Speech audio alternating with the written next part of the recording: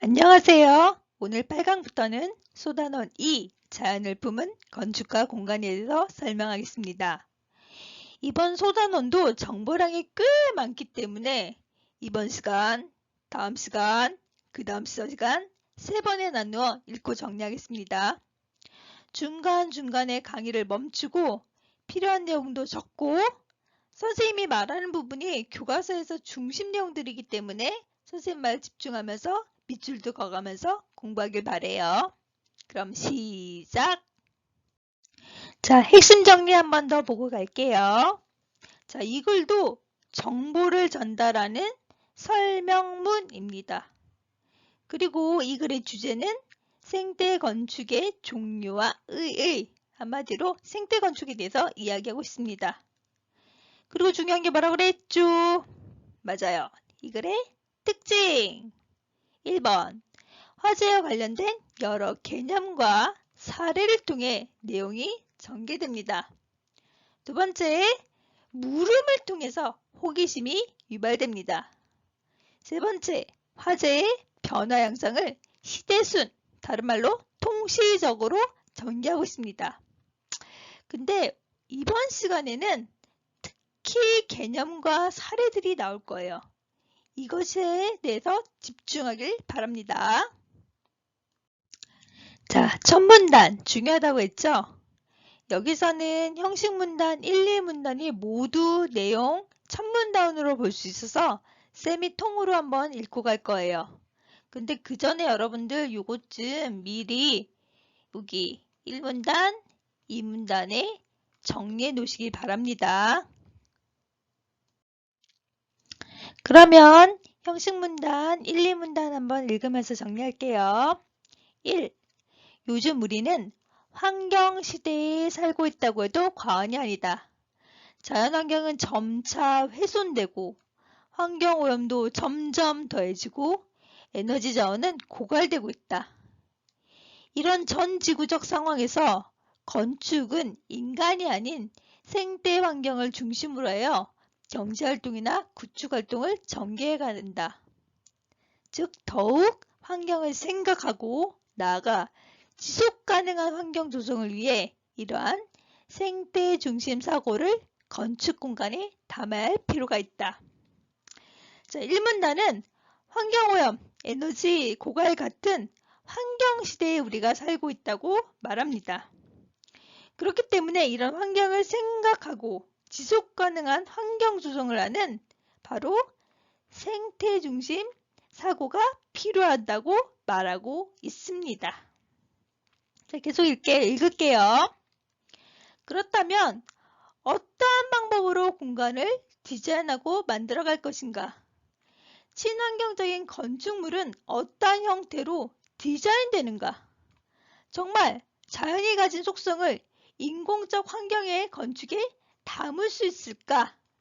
이러한 의문점에서 시작하여 생태 건축 디자인에 대한 가능성을 살펴보고자 한다. 이 문단은 엄청 많은 질문이 나왔어요. 여러분들 여기서 꼭 기억해야 될 게 하나 있습니다. 즉 처음에 질문이 이렇게 쏟아져 나오고 답이 안 나오면 그 질문에 대한 답이 바로 이 글의 화제라는 겁니다. 그럼 우리는 이 글이 세 가지를 답을 찾아야 된다는 걸 알아야 돼요. 첫 번째는 생태 건축의 방법, 두 번째는 생태 건축의 디자인, 세 번째는 얘 정말 담을 수 있어? 라는 화제입니다. 내용 문단 2문단 가장 중요한 쟁점 환경과 생태. 자, 여기서는 지구 환경의 위기를 극복하기 위해 생태학적 건축들이 등장한다고 말합니다. 자, 형식 문단 3문단은 문제점들을 얘기해요. 첫 번째로는 근대 이후 산업 발전으로 인한 문제점. 두 번째로는 첨단 과학 출현으로 인한 문제점들을 이야기합니다. 그리고 4문단은 이런 문제점들을 여러분이 만약에 무시한다면 그리고 소극적으로 대응한다면 인류 생존에 위협이 되는 상황이 발생한다고 말합니다. 당연히 그러면 우리 건축도 무언가 해야겠죠. 그래서 드디어 5문단에 건축적인 대응책에 대해서 얘기합니다. 즉, 생태학적 건축으로 여러 나라의 다양한 방법과 이름들이 있다고 말합니다. 자, 그리고 형식문단 6문단은 3에서 5문단의 약간 요약 제시예요. 그리고 제가 볼 때 6문단은 조금 중요한 게 있는데 바로 생태 건축의 방법에 대해서 살짝 언급하고 갑니다. 즉, 근대 건축의 소수 패러다임을 현대 진보된 과학기술로 융합하고 방향을 넓혀가자고 말합니다. 그리고 7문단은 생태 건축에 다양한 이름이 있지만 결론은 같은 목표라고 말합니다. 내용 문단 3문단 보겠습니다. 3문단은 생태학적 건축이란 이란 문단인데 크게 두 부분이라고 보시면 돼요. 자, 8문단에서 11문단에서는 그 중에서 생태학적 건축의 종류에 대해서 얘기합니다. 여기서는 정의, 나열 등의 전개 방식들이 사용됩니다. 자, 먼저 형식문단 8문단에서는 생태학적 건축, 우리 글의 화제였죠. 이것에 대해서 말합니다. 독일 건축을 비롯한 일련의 건축으로 환경과 친화하는 건축이면서 인간과 친화하는 건축이라고 소개합니다. 그리고 이제 9문단부터 11문단은 이런 생태학적 건축들의 종류에 대해서 얘기합니다. 형식문단 9문단 첫 번째 종류, 독일 생태 건축에 대해서 얘기합니다. 1960년대 이후 유럽에서 발생한 새로운 건축 경향으로 근대 건축을 지향하는 대안입니다.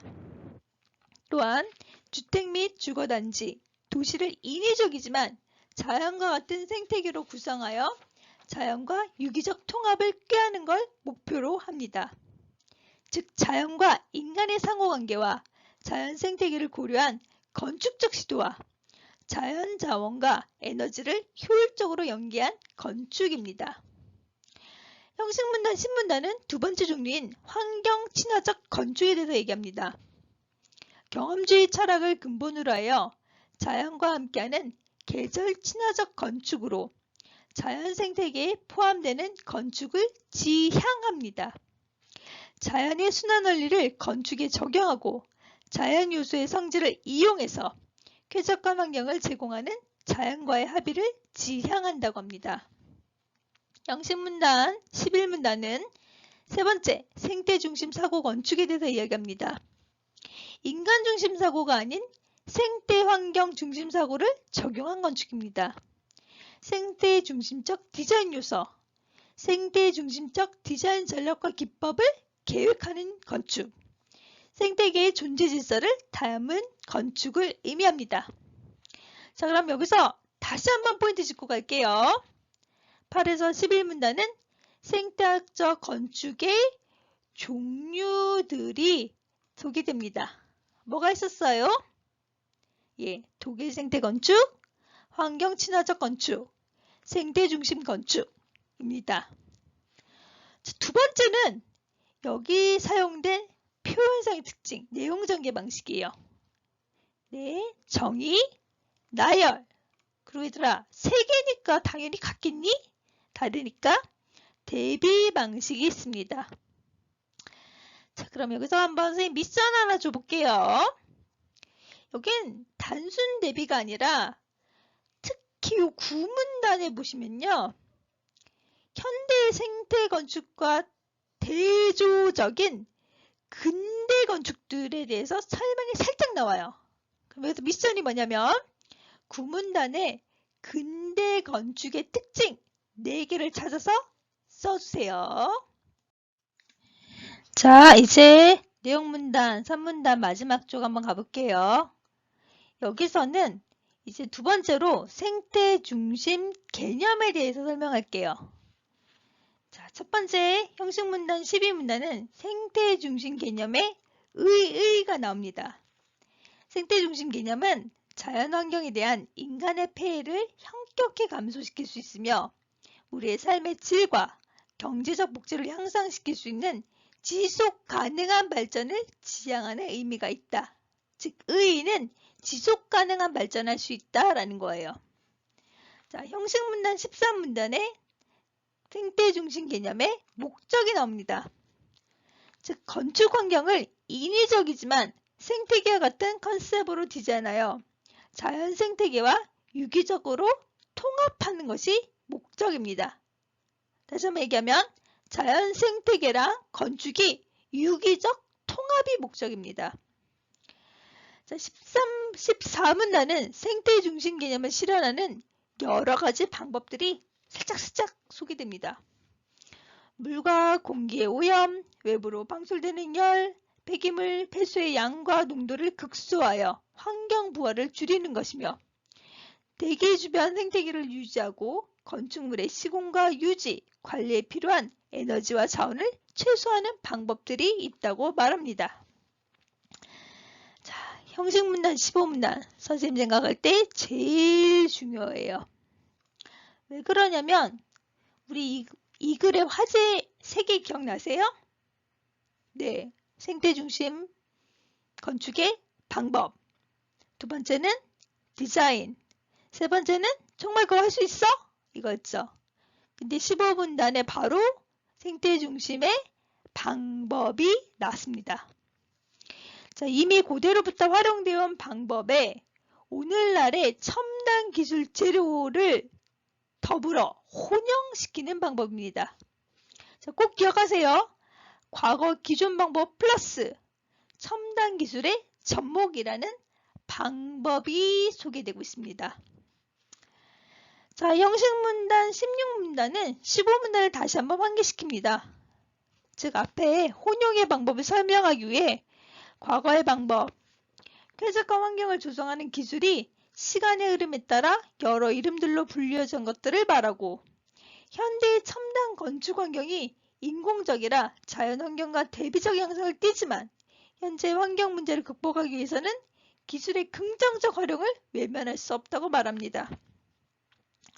17문단은 역사적으로 자연을 공간에 담는 방법들의 변화를 아주 간단히 언급합니다. 자, 18문단은 이제 우리가 다음 시간에 배울 내용들을 언급합니다. 즉, 건축물의 전개 양상에 대해서 말하고 있습니다.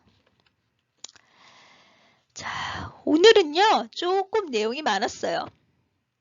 내용 문단 1에서 3, 형식 문단 1에서 18문단인데, 첫 번째는 생태 건축의 필요성에 대해서 얘기했고, 그리고 생태 건축의 종류들에 대해서 얘기했고, 그리고 첫 번째 화제에 대한 답, 생태 건축의 방법, 그리고 이제 우리가 뭘 배워야 될지 그런 내용도 언급되어 있었습니다.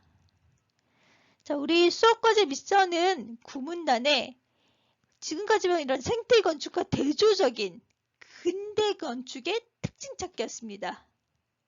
기억하시죠? 자, 다음 시간은 시간의 흐름에 따른 건축과 자연이 관계 맺는 양상들을 살펴보겠습니다. 그럼 우리 다음 시간에 만나요. 안녕!